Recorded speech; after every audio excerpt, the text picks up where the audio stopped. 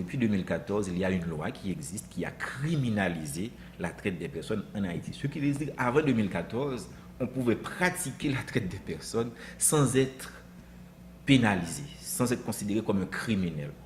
Aujourd'hui, si on pratique la traite des personnes en Haïti, il y a une loi à l'aide de laquelle on peut être puni.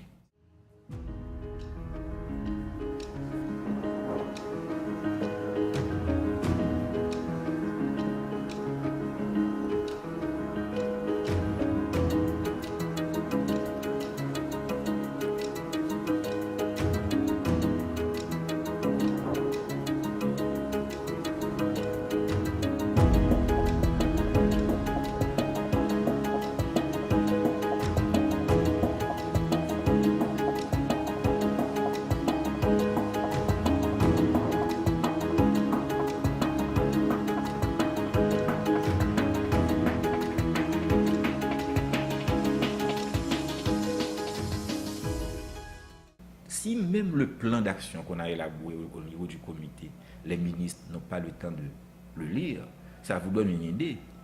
Ce qui veut dire que la question de la traite, je ne me demande même pas que ce soit une priorité, mais n'est même pas considérée comme une chose importante pour ces ministres-là. Et pour cause, le Comité national de lutte contre la traite des personnes n'a pas de local pour travailler, n'a pas de budget, donc ce n'est pas inscrit au budget de la République comme la loi le demande. La loi précise clairement qu'un fonds doit être créé pour lutter contre la traite des personnes en Haïti. Ce fonds n'est toujours pas créé. Ce comité n'a pas un secrétariat, alors que la loi l'exige. Ce comité n'a pas de moyens de locomotion ou de transport. Comment, s'il y a un cas dans le plateau central, voulez-vous que les membres du comité puissent s'y rendre? Comment voulez-vous s'il y a un cas de traite au niveau du sud-est et même là dans l'aire métropolitaine de Port-au-Prince? En réalité, les membres du comité sont une douzaine. Ce sont des gens qui sont animés de bonne volonté. Ce sont des gens qui ont le sens de l'État. Sans les moyens, ils se battent pour qu'un minimum soit fait.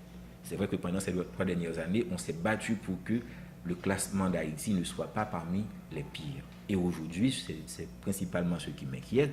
Au rythme où cela va, si rien n'est fait par l'État haïtien, eh bien, on risque d'être classé au niveau mondial comme un État propice, comme un terrain avantageux pour les réseaux de trafiquants dans le monde entier.